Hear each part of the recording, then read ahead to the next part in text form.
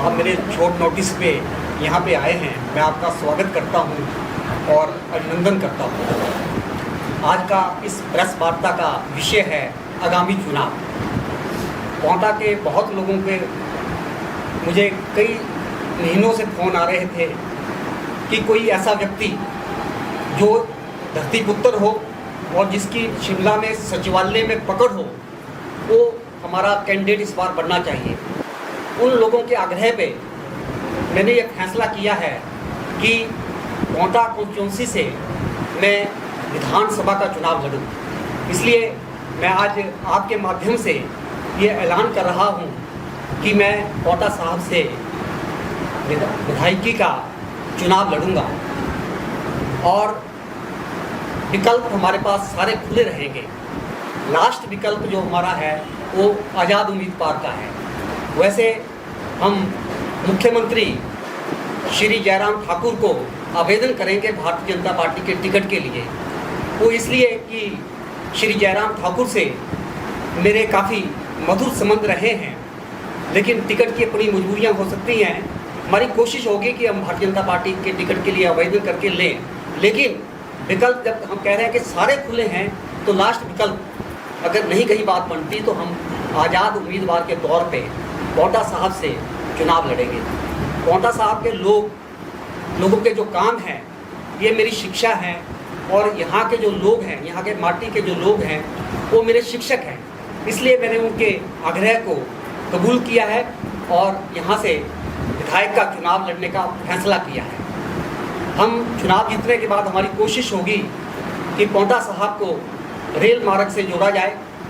ये एक सपना है जो सारी सरकारें, सारे लोग बोलते हैं कि हम करेंगे, लेकिन जब बात आती है पोंटा साहिब के रेल मार्ग के लिए तो ऊना की बात होती है, हमीरपुर की बात होती है, पोंटा साहब के लिए कोई सोचता नहीं है। हम इस सपने को साकार करने की पूरी कोशिश करेंगे। दूसरा जो हमारा सबसे बड़ा मुद्दा है कि हम ये भी पुरजोर प्रयास करेंगे कि पोंटा साहिब जिला बने, क्योंकि शिलाई के लोग, ऊपर के लोग और पोंटा साहब एक बहुत बड़ा सुंदर शहर है, गुरु गोविंद सिंह की ये नगरी है, इसको जिला बनाने की हमारी पुरजोर कोशिश रहेगी। तीसरी जो बात है कि हर की पौड़ी जो हरिद्वार में है उसी तर्ज पे यमुना का तट विकसित होना चाहिए।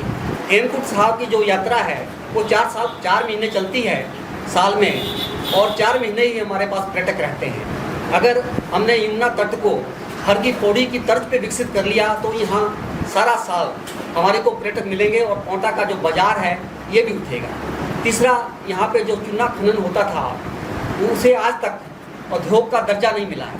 हमारी ये भी कोशिश रहेगी कि खनन उद्योग को उद्योग का दर्जा मिले और ये उसी तरह पुरानों को जिस तरह ये 90 के दशक में पुरौनक हुआ करता था खनन उद्योग, इसी तरह पोंटा साहब में मच्छरों की बड़ी भरमार है, कहीं भी सीवरेज व्यवस्था ठीक नहीं है। एक बहुत बड़ी योजना सीवरेज की हमें चाहिए, उसके लिए हम आंदोलनरत रहेंगे और जीतने के बाद पूरी कोशिश रहेगी कि यहाँ एक बहुत बड़ी सीवरेज की व्यवस्था हो और पोंटा के लोगों को मच्छरों से निजात मिले, गंदगी से निजात मिले। और आओ हम सब मिल के पोंटा साहब की तकदीर बदलें, इस माटी की सुगंध और बिखरे, ये आपका हमें सहयोग रहेगा।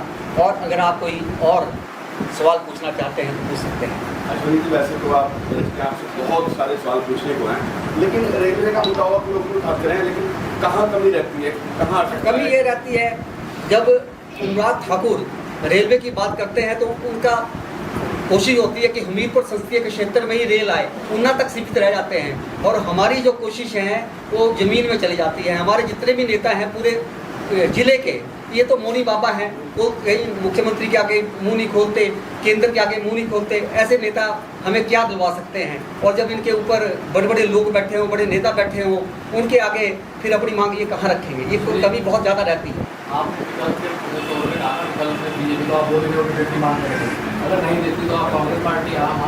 सारे विकल्प खुले हैं। मैं कह रहा कि अंतिम विकल्प जो है वो हमारा आज़ाद रहेगा। मेरे टच में बहुत लोग हैं और मैं भी सबके टच में हूँ। एक चुनावी क्षेत्र में बहुत बड़े बड़े धन्ना सेठ मंत्री सब हैं, कैसे लड़ेंगे? मित्र धन सबसे बड़ा धन है। आप पत्रकारों का धन, आपके मित्रों का धन, मेरे साथ इतना धन है आप लोगों का, तो मुझे इनके आगे लड़ने की कोई दिक्कत आने वाली नहीं है, मेरे ऐसा मैं समझता हूँ। कोटा विधानसभा क्षेत्र में इंडस्ट्रियल एरिया को बनेगा तो प्रदेश के सबसे पुराने इंडस्ट्रियल एरिया में से एक है, लेकिन अभी इंडस्ट्री की हालत ठीक नहीं। तो अगर आपको जनता चुनती है तो किस तरह की आपको रणनीति या पॉलिसी देगी? हम उनको कहेंगे आप अपनी इंडस्ट्री को अपग्रेड करें, हम उनको अच्छे ट्रकों की व्यवस्था करेंगे, रेल मार्ग की व्यवस्था करने की कोशिश करेंगे, ट्रकों को भी काम मिले, उनके अपने ट्रक भी हों। इस तरह की कई योजनाएं चला सकती हैं। हम इंडस्ट्री के लिए तो काम करेंगे। अगर आपकी इंडस्ट्री नहीं है तो आप भी कैसे फले फूलेंगे, पत्रकारिता भी आपकी कैसे फले फूलेगी। अगर इंडस्ट्री मर गई तो सब कुछ मर गया। तो हमारी कोशिश होगी कि उद्योग को भी हम आस्ता आस्ता विकसित करें। क्या आपकी हर ग्रामीण के क्षेत्र सड़क से मिले, अच्छा स्वस्थ पेयजल उनको मिले, सिंचाई की उनको अच्छी योजनाएं मिले। अब ये नहर आती है, बांकुआ बोलते हैं इसको, कम से कम 50 सालों से बंद पड़ी है। एक बार इतना पैसा, इतने करोड़ों रुपये खर्चा, इसके ऊपर किसी के ऊपर कोई कार्रवाई तक नहीं की। क्यों नहीं पानी आता, ना इसको पानी लाने की कोशिश करते। अगर ये पानी के लिए चल पड़े तो सारा हमारा एरिया सिंचित हो सकता है। ऊर्जा मंत्री का जो कार्यकाल अभी तक रहा है तो 10 में से कितने नंबर आते हैं? देखो, अगर नंबर देने की बात होती तो शायद मैं चुनाव लड़ने की यहाँ से कल्पना ना करता। वो टोटली फेल रहे हैं। ऊर्जा मंत्री विदाउट ऊर्जा हैं, उनके अंदर अपनी ऊर्जा नहीं है और मंत्री उनको बनाया है, कोई पावर उनको नहीं दी है। आपने देखा होगा कि तीसरे दिन बिजली के यहाँ कट लग रहे हैं। ना गर्मी की प्रवाह होती है, ना सर्दी की प्रवाह होती है, ना बिजली की तारों को जोड़ने की कोई व्यवस्था ढंग से की जाती है ताकि लोगों को 24 घंटे बिजली मिल सके। बेरोजगारी सबसे बड़ा मुद्दा है। जब इंडस्ट्री विकसित हो गई तो हम बेरोजगारी को भी दूर करेंगे। सबको सरकारी के क्षेत्र में तो रोजगार दिया नहीं जा सकता, लेकिन हमारी कोशिश होगी कि हिमाचल का जो सिरमौर के पौंटा साहब का युवा है इतना फले फूले कि उन्हें सरकारी नौकरी की तरफ देखने की जरूरत ना पड़े। आजकल कुछ एक ठेकेदार हैं जिन्होंने व्यवस्था अपने हाथ में रखी हुई है, वही कमाते हैं, वही खाते हैं, वही पीते हैं। हमारी कोशिश होगी कि ठेकेदारी, हमारा सारा जो युवा है वो ठेकेदारी करे, अच्छे से काम करें, उनको इतना काम मिले, पूरे प्रदेश में काम मिले, कोटा में क्यों काम मिले उनको, ताकि वो बहुत आगे तक जाए। अच्छा, सामने ऊर्जा मंत्री है जो फिर किस तरह प्लान बनाएगा, उनको हराना बहुत मुश्किल है। नहीं, हराना तो इसलिए मुश्किल है, आपने पहले भी देखा 2 बार वो हार चुके हैं और हार का टिक्का लगाने जा रहे हैं। अब जब हम आ गए हैं तो उनको हरा के जाएंगे, तो शक नहीं है। हर बार ना गौ माता पर चुनाव लड़ा जाता है। इस बार मेरी खबर है कि आज जिम्मेदारी फंक्शन करते हैं, तो किस तरह आप देखेंगे? देखो जी, गौओं का तो कल्याण होना चाहिए। गौएं समृद्ध होगी, हमारी कृषि समृद्ध होगी, हमारा युवा समृद्ध होगा, हमारे बच्चे समृद्ध होंगे। गौओं के लिए जो भी प्रयास होगा हम करेंगे। सनातन संस्कृति आगे बढ़े, इसके लिए भी हम अपना काम करेंगे। कौन सा हॉस्पिटल में सिलाई के भी अन्य क्षेत्र की जरूरत है, यहाँ के हालात जो है कोटा में ना आपको डॉक्टरों की कमी मिलेगी, ना अल्ट्रासाउंड की कमी मिलेगी, ना इनको चलाने वालों की कमी मिलेगी। आप एक बार हमें विधानसभा में पहुंचने का अवसर अवश्य दें। पशु विकास में पिछड़ा है, इसके मुख्य कारण क्या मानते हैं? मुख्य कारण मैंने बताया है कि सिरमौर के जितने भी विधायक हैं मौनी बाबा हैं। विधानसभा में ये नहीं बोलते, आंदोलन ये नहीं करते, मुख्यमंत्री को आंखें ये नहीं दिखाते। तो ऐसे में अपना पेट भर सकता है, जनता का पेट नहीं भर सकता और कोटा पिछड़ा रहेगा। जबकि कोटा तो 80 के दशक में भी बहुत समृद्ध हो गया था। उस टाइम इनमें इंडस्ट्री आ गई थी। लोग अगर यहाँ विकसित हुए तो अपने दम पे हुए हैं, सरकारों ने कुछ नहीं यहाँ के लिए किया। तो आप हट्टी मुद्दा चला हुआ है, इसको लेकर आप हम गिरिपार के हट्टी मुद्दे के साथ हैं। लोग समृद्ध होने चाहिए, बहुत पुरानी संस्कृति है उनकी। अगर उनको हट्टी डिक्लेयर किया जाता है, उनका स्वागत करेंगे। और आप इंडिपेंडेंट लड़के कैसे इन मुद्दों को उठा पाएंगे? आप देखेंगे कि हंग असेंबली बनने जा रही है। इस बार कोई सरकार नहीं होगी, इस बार इंडिपेंडेंट का इतना ज़बरदस्त रोल रहेगा। सारी सरकारें उनके आगे झुकेगी। सरकार वही बनाएगा जिसको इस बार इंडिपेंडेंट चाहेंगे या दूसरे दल के लोग चाहेंगे। कांग्रेस और बीजेपी को इस बार बहुमत आने वाला है। वापस बीजेपी से टिकट क्यों मांगते हैं? टिकट मांग रहे हैं, इसलिए मांग रहे हैं कि हमारा दोस्ताना संबंध मुख्यमंत्री से रहा है और बीजेपी सबसे बड़ी पार्टी है। अगर नहीं देगी तो हम पोंटा की तकदीर बदलना चाहते हैं। अगर पोंटा की तकदीर में कोई आड़े आएगा, चाहे बीजेपी कांग्रेस है, तो हम उनका मुकाबला करेंगे, चाहे हम आज़ाद मुख्यमंत्री के संज्ञान में ऐसा मामला है कि आप चुनाव लड़ने जा रहे हैं, ऐसी कोई चर्चा हुई है? चर्चा तो सब जगह हो गई है। पूरे सचिवालय में चर्चा है कि अशोक वर्मा ने ताल ठोक दी है। वो जो हमारा पोस्टर वायरल हुआ वो 1 लाख लोगों ने देखा है। वहाँ से हर व्यक्ति मेरे से पूछ रहा है, हाँ जी अश्विनी जी अखबार कैसी चल रही है? मैं बोलता हूँ बड़ी अच्छी चल रही है। फिर दूसरा सवाल होता है कि आप तो चुनाव लड़ रहे हैं, मैं तो अवश्य लड़ रहे हैं। अखबार चलती रहेगी, चुनाव लड़ा जाएगा और जीता जाएगा। अगर आप जीत के आ जाते हैं तो पत्रकारों के लिए आपकी क्या रहेगी? सब डिवीजन लेवल के पत्रकार कम से कम इनको 10,000 रुपये की पेंशन मिलनी चाहिए। जो पत्रकार चाहे एक्रेडिटेड है चाहे नॉन एक्रेडिटेड है, अगर वो 5 साल अपने क्षेत्र में उसने काम किया है तो उनकी पेंशन रिटायरमेंट के बाद 10,000 कम से कम होनी चाहिए। ये मेरी पूरी तरह कोशिश होगी। कई बार अखबारें चिट्ठी नहीं देती कि 5 साल आपको काम करते हो गए हैं, अखबार कहेगी हम चिट्ठी नहीं देंगे आपको। आप क्या, जिन्होंने 5 साल पहले रिकॉर्ड दिखा दिया अपना कि उनकी नाम से खबरें छपी हैं, 5 सालों से छप रही हैं, उनको हमारी पूरी कोशिश होगी कि उनको रिटायरमेंट के बाद 10,000 रुपये की पेंशन हर सब डिवीजन तक। डिजिटल मीडिया के पत्रकारों के लिए क्या है? डिजिटल मीडिया के लिए नीति बन रही है, हम देखेंगे उन नीति में है क्या। अगर उन नीति पत्रकारों के हित में नहीं होगी, 5,000, 4,000, 10,000 का विज्ञापन दे देंगे, साल में 2 या 3 दे देंगे तो उसका कोई मतलब नहीं है। कम से कम 40-50 विज्ञापन आने चाहिए, उनका रेट ज़्यादा होना चाहिए। डिजिटल मीडिया में आप नेट खर्चा करते हैं, अपने मोबाइल का खर्चा करते हैं, तीसरे दिन आपके मोबाइल ख़राब होते हैं, लैपटॉप ख़राब होते हैं। अगर आपको 5-7-8 लाख का विज्ञापन एक व्यक्ति को पोर्टल में ना मिले तो उसका फ़ायदा क्या है? फिर तो आप लोगों के आगे हाथ पसारते रहेंगे। किसी ने 5,000 का विज्ञापन दे दिया, किसी ने 10,000 का विज्ञापन दे दिया।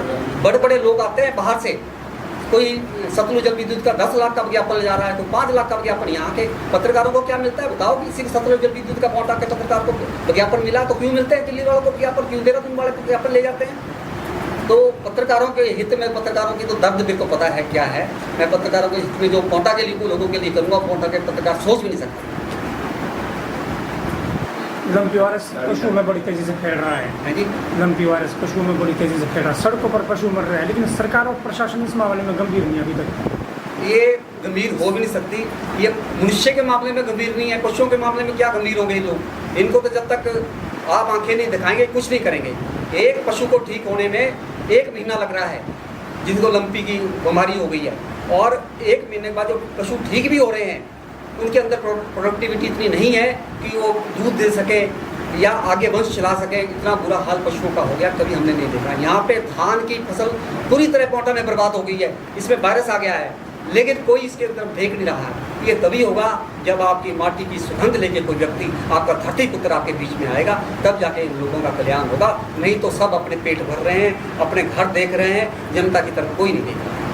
सर, पौंटा साहिब में कहीं ना कहीं विधायक बनने की होड़ लगी हुई है, तो ऐसे में आप जनता के विश्वास पर कैसे खरा उतरेंगे? होड़ लगनी चाहिए, हर आदमी को लोकतांत्रिक अधिकार है कि विधायक बने, लेकिन हम धरती पुत्र का नारा दे के और आपके बीच में आ रहे हैं, और हमने पौंटा के, शिलाई के, सिरमौर की सारी समस्याओं को पत्रकारिता के रूप में 32 साल से उठाया है। एक एक समस्या के बारे में मेरे को जानकारी है और कैसे इनका हल हो सकता है, हमारी कोशिश होगी, हम इसका हल करेंगे।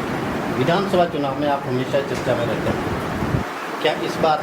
पहली बार मैं प्रेस कॉन्फ्रेंस कर रहा हूँ, चर्चा में बेशक पहले से होती रही है, लेकिन इस बार हमने जब आपको कहा है कि सारे विकल्प खुले हैं तो हम लड़ने के लिए आए हैं, सिर्फ चर्चा के लिए नहीं आए हैं। और लोगों की मांग पे, लोगों के आग्रह पे आए हैं। लोग कहते हैं कि हमने सब कुछ देख लिया है, CPS देख लिए, मंत्री देख लिए, फिर भी हमारा कल्याण नहीं हुआ, हमें तो ऐसा व्यक्ति चाहिए जो IAS के पास जा सके, IAS जिनको जानते हो, बाई नेम जानते हो और उनके काम करने के लिए आतुर रहते हो।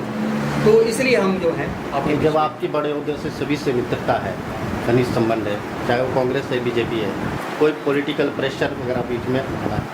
पॉलिटिकल प्रेशर तो देखो, हमने जब कह दिया कि पौंटा की तकदीर बदलने आए हैं, पौंटा की तकदीर से समझौता नहीं होगा, ठान ली मतलब आप?